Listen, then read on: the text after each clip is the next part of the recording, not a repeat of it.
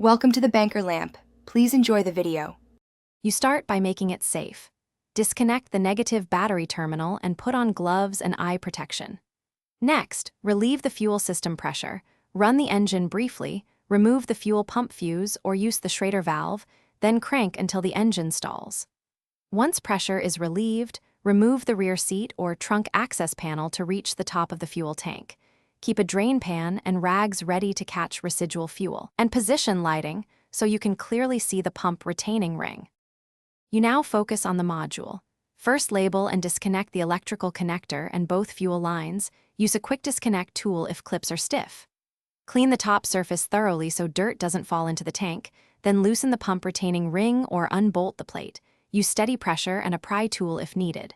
Once you lift the assembly, replace the pump and pre-filter and inspect the O-ring, float arm, and wiring. Make sure the new pump seats correctly. Misalignment will cause leaks or incorrect gauge readings. You're finishing up. Fit the new O-ring and lower the assembly carefully, then secure the retaining ring or bolts to spec. Hand tighten, then follow torque values if available. Reconnect fuel lines and electrical connector, replace access panel or seat, and reconnect the negative battery. Once connected, cycle the ignition key 3 to 4 times to prime the pump and pressurize the system. Check for fuel leaks. If it won't start, make sure the pump fuse and relay are good, measure fuel pressure, and inspect wiring. Thanks for watching. If this was helpful, leave a like and consider subscribing. See you next time.